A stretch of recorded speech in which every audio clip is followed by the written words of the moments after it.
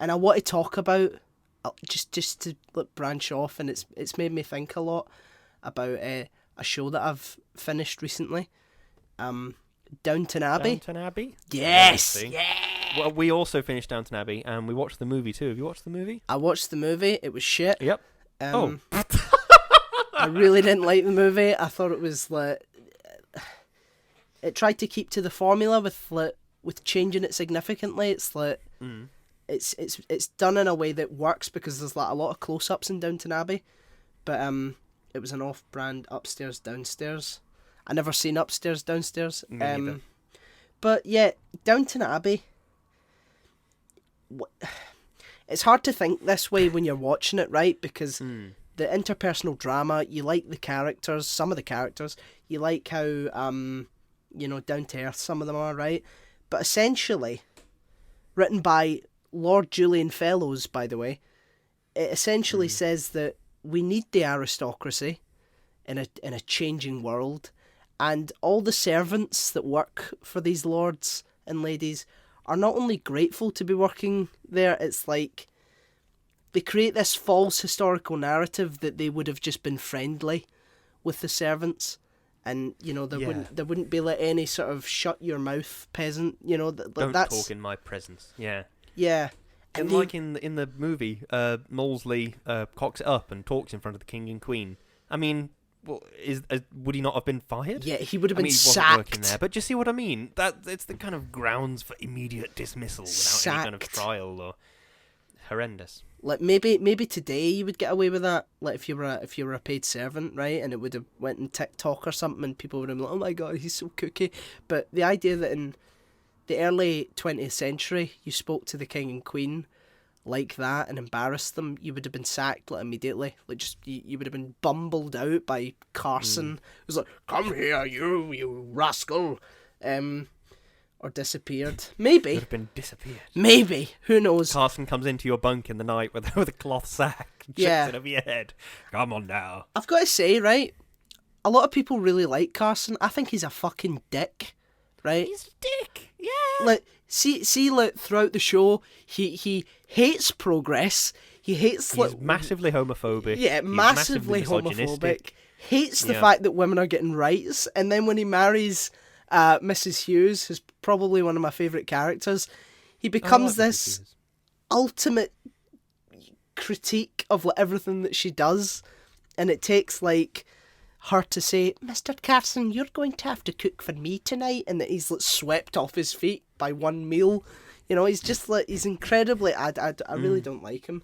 He's not very good with the pansy pans. Can you help her have another look at it? Well, maybe you could speak to Mrs. Patmore, and you would have a better idea of how to make a meal. So fuck off, you prick. But, feed your fucking self, Carson.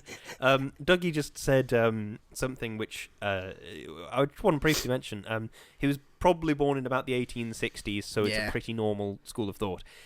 Just because it's normal for the time doesn't mean it's right. Yeah. If it was normal in 1901 to kick a horse to death on a night out, I wouldn't look back through the pages of history and go, "Oh, well, that's all right then.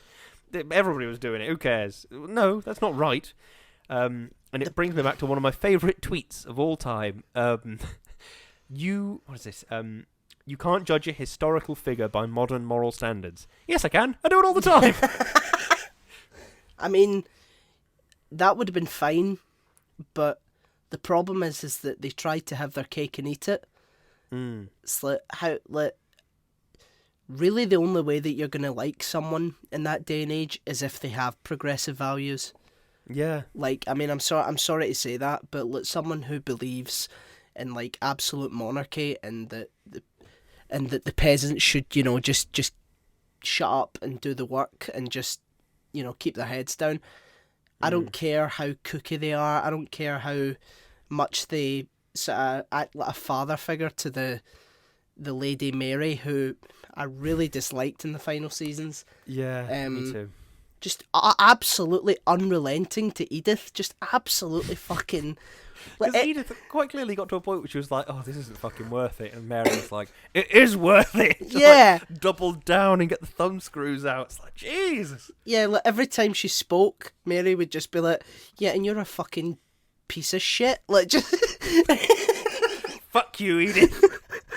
But I just want to talk about one last thing, and then we can move on. They ruined my favourite character in the entire show.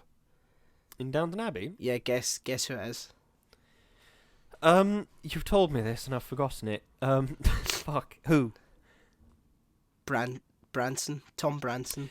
Yes, that was a bit weird. It was who was yeah, an avowed communist from the very get-go, and then because the Bolsheviks killed the monarchy, he sort of slowly decided maybe communism isn't for me.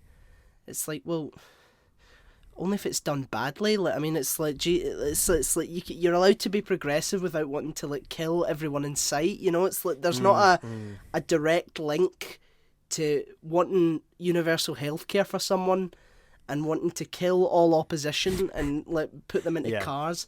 Bolshevism was extremist communism. I mean, communism is pretty extremist, like, anyway. But yeah, so it goes to America, comes back, it's like, yes, I've changed my views on capitalism. I think it's a... Well, I see it was from the West Country. Sorry, I no longer think the same way I do about capitalism. That's a bit closer. I'll allow you to have that one. Yeah, there we go. That's exactly how he spoke. That's exactly it, yes. Yeah, and it's like, they treat it as if it's like, you know, that's where everyone ends up. Really, that's where everyone's. That's the right belief. You flirt about with fucking, you know, doing away with socialism hierarchy and all the stuff, and you know, making the world a better place and fairer and all that. But when you go to America and your wife dies, you finally, you know, get yourself sorted out and realise that capitalism is exactly what we need. But yeah, it did also annoy me that his character development, as it were, sort of took place off screen. Yeah. He was sort of like, he was this avowed sort of socialist, and then he went to America, came back, and he was like, well, maybe the monarchy's a good idea. You know, maybe I'm all for it. Yeah. What? Sorry, Branson? You've been gone for a week and a half. It's not. You don't have that much of a 180-degree turn in 20 minutes. I mean, a significant plot of the film was him stopping an assassination attempt of George the Fifth, which was I have no idea how I feel about that. I think it's I sort of understand it, because I think it's perfectly understandable that Branson, who by all accounts is sort of this he does massively disagree with the monarchy and all the rest of it, but he's a very kind man and he's a very sort of loving and generous and sweet man. It's very well that he's like, no, I believe that we should abolish the monarchy and everything, but I don't really believe we should go about shooting them if we can avoid it. Yeah. So I can understand it. But yeah, I don't like that they did treat it as, oh no, Branson, don't worry, he's gone back to normal now. He believes in, he's gone beyond socialism. Don't worry, he's back to normal. Yeah. I didn't like that at all. That was horrible. And the guy was legitimately upset about the way that Britain was treating Ireland at the time. Yeah. And he's just sort of dismissed as, it's free now. And it's like, well, no, it's not. You know, it's like, come on. Like, it's really not as simple as, oh, it was conquered by the British, but now it's completely and utterly free, and nothing bad will ever happen again. Now let's have a big procession of British songs and Britannia and all that, and everything's fine. It's like, it's just, it's so unnuanced, you know. And like after the assassination, we're back to talking about, you know, where the king will be seated at the dinner and all that. It's just like, it feels a bit boorish and snobbish, you know. The only one I do have a bit of a soft spot for is Mrs Patmore. Yeah! She's just like, look, I'm going to make a fucking souffle, and I don't care who eats it. And she's just sort of furious, and a furious cook throughout the entire tenure of the show. It's wonderful. Exactly. I'd really love her. She's great. Yeah, and it's completely like okay with Thomas's sexual lifestyle. Do you know what I mean? Like, she just gets it, and it's just like, oh, you're barking up the wrong tree there, he doesn't like you. Like, just completely fine with it. You might not be the girl for him, and all this, and she's like, why not? I think I'd be a perfect girl for him. She's like, oh, forget it, for Daisy. God's sake. Yeah, definitely. No, I like her, she's good. No, I do.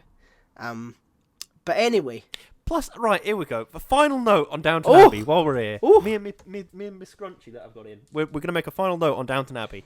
I didn't like when Mrs Patmore had... Was it a B&B or a tea room or whatever she had? And it became a house of ill repute in the press because somebody went there to have an affair. And then, don't worry, Mrs Patmore, the Lord and Lady will descend from on high to grace you with their presence in your business. Yeah. And all will be well, just due to their magical presence. Yeah. And even though it was them like doing a nice thing, even Carson was just like, I don't want the family, lowering themselves to this standard and all that. It's like, oh my God, they're trying to do her a favour. Like, as horrible as it is, it's like... Carson, yeah. Jesus Christ. Yeah, and it was also a bit fucked that the only gay character in the show was also like a really horrible, twisted person. That was a strange thing, which I didn't quite the only gay understand. character was a scheming... narcissistic, kind of rude arsehole, really.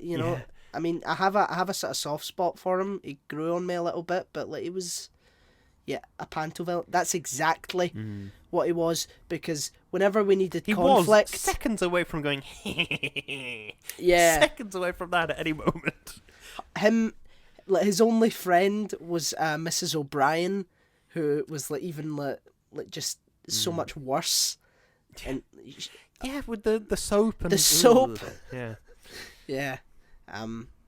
But there you go. That's Downton Abbey. It wasn't. That is Downton Abbey. We've summarised it in 10 minutes. Yeah. Okay, that's it. That's 3 pieces of bullshit. I'm counting. Oh, nice. Yeah, I count 3 too. Yeah.